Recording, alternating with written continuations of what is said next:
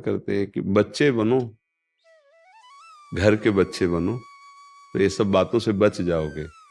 जैसे हम अपनी मम्मी से कोई बात मांगे तो बदले में कुछ देने की बात रहेगी क्या?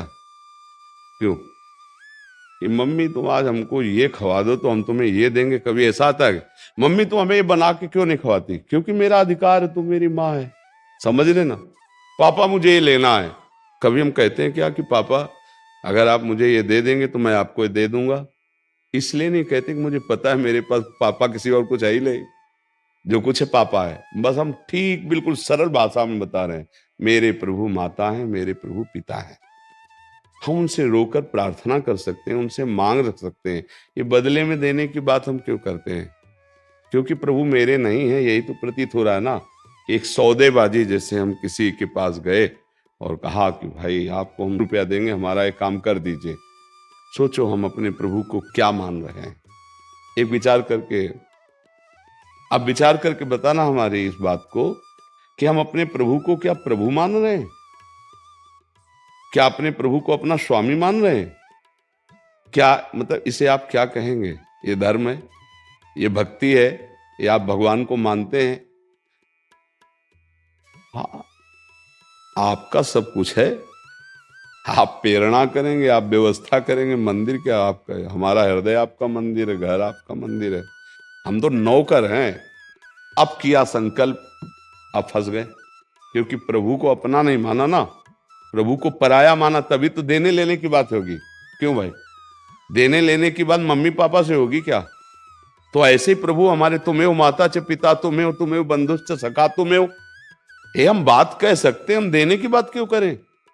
वो बड़े करुणा में है। अरे हम अपनी बात कहेंगे कि तो आपको करना ही है, वहां दे के बात नहीं बनती है, ध्यान रखो। अरे अपने प्रभु है यार, हम बात जाके उनसे कहें, लड़ें उनसे, मांगे उनसे, जैसे अपने पिता से कैसे मांगा जाता है, पापा दे दीजिए। नहीं नहीं, आपको देना पड़ेगा। आप कैसी बात करते हो? नहीं देंगे, हमारा अमुक कार्य है वो रुक जाएगा, आपको देना पड़ेगा। नहीं नहीं, हमने हमारे पास व्यवस्था है, कहीं से भी कीजिए कीजिए। और बिरज गया, फिर मम्मी इशारा कर दी, कह दो ना कि हो जाएगा। तो देखो हमारे, चाहे आप सियाराम बोलो, चाहे राधे श्याम बोलो, है हनुमान जी कौन है? सियाराम जी के तो परम प्रेमी हैं। तो हम अगर हम सियाराम जी को स्वामी मानते तो हमारे भाई के समान हैं, हमारे मित्र हैं, हमारे बड़े हैं। ये आप एक काम कर दो ना। वो हंसते हैं, जैसे पिता अपने बच्चे की बात पर हंसता है। भाई ये बात हम कैसे कह सकते हैं कि हम आपको इतना देंगे? आपके पास है क्या? फंस गए ना समस्या में, उनको दूसरा मान करके भी फंस गए समस्या में। तो एक बार तो इस गलती का समाधान कर लो कि जितना बने व्यवस्था कर दो, पर मंदिर बनवाना सरल है, ध्यान रखना। उनकी सेवा करना बड़ा कठिन है। अब तुम तो सेवा के, इसके बाद वहां पशु पक्षी बैठे, कुत्ते घुस रहे हैं ऐसे, ये ठीक, इसीलिए हम निषेध करते हैं। हृदय मंदिर में उनको बैठा लो और पूजा करो, भजन करो। घर में छोटा सा अपना रख लिया तो वो चलता रहेगा, कुल परंपरागत। अब आपके पास पैसे इतने हो कि मंदिर बनवाने के बाद प्रतिदिन उस पैसे से ठाकुर सेवा होती रहे, तो मंदिर बनवावे। नहीं तो अब आपने कर लिया संकल्प, अब क्या होगा? अब तो बनवाना पड़ेगा।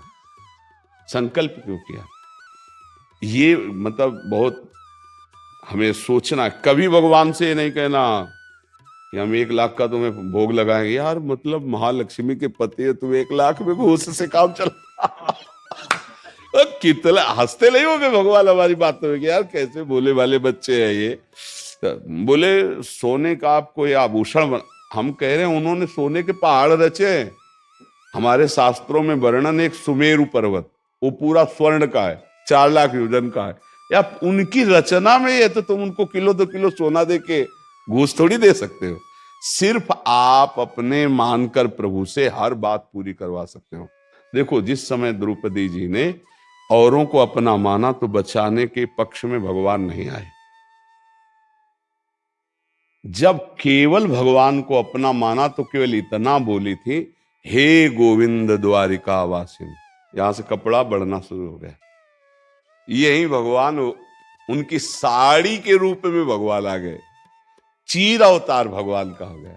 यार हमारे भगवान है, हमारी घूस देने से तो भगवान को फिर बोले भोग ना लगावे? नहीं, भोग लगावे। भोग लगाने में एक मंत्र बोला जाता था पहले, तो दियम वस्तु गोविंदम तुभ्यमेव समर्पये। इसका अर्थ जानते हो? आपकी दी हुई वस्तु से भगवान आपको भोग लगा रहे हैं। जैसे हमने कई बार कहा, मान लो हमारे पिता हैं, 4 भाई हैं, अब पिता बाजार से लाए गुलाब जामुन और सबको एक एक दे दिए, और तो सब खाने लगे। उन 4 बेटों में से एक बेटा दौड़ के आया गोद में, अपने पिता के मुंह में ऐसे लगाया, तो पिता जानते हो क्या करते हैं? थोड़ा सा अगर चख भी लेंगे, उसकी प्रसन्नता के लिए बकाया लौट कर अपने हाथ से उसके मुंह में पवाएंगे और छाती से लगाएंगे। उसके चारों पुत्र समान हैं, और उस पुत्र को जो अब प्यार मिलेगा, वो गोद में बैठा के दुलार कर कितना प्यार करता है मेरा बेटा। क्या हुआ? गुलाब जामुन तो वही लाया था, उसी के थे, पर ये क्रिया पिता का लाडला बना दिया, नहीं बना दिया? ऐसे ही हम सब भगवान के हैं, पर भगवान की दी हुई वस्तु भगवान को जब समर्पित करते हैं तो हम भगवान के वैसे ही लाडले प्रिय भक्त बन जाते हैं। ये बात तो ठीक है, लेकिन सौदेबाजी करके, बिहारी जी हमारा अगर ये काम हो गया ना तो आपको इतने का भोग लगाएं, हमें लगता है हमारे लोगों को बहुत बड़ा अज्ञान है। ऐसे संकल्प नहीं करना चाहिए। पता नहीं हम आज जिए कि ना जिए, इसका भरोसा नहीं, तो हम कल मंदिर के लिए क्यों संकल्प करें? देखो, प्रभु पैसा देंगे, व्यवस्था करेंगे, मंदिर के हम महल बनवा दें, नहीं देंगे तो हमारा हृदय मंदिर है, इसी पे बैठो आके और यहीं से भोग लगाएंगे, खाओ पियो। हम सो रहे तो आप सो रहे हो, हम चल रहे तो आप चल रहे हो, ऐसे आनंद लिया जाता है। अब भक्ति के रहस्य को ना समझ कर ऐसे, मुझे लगता है कि अगर संकल्प किया है तो बनवा ही दीजिए, क्योंकि अब वो आपके ऊपर एक तरह से ऋण जैसा है, क्योंकि आपने प्रभु से बोला, इसलिए ऐसा करना। किसका प्रश्न है?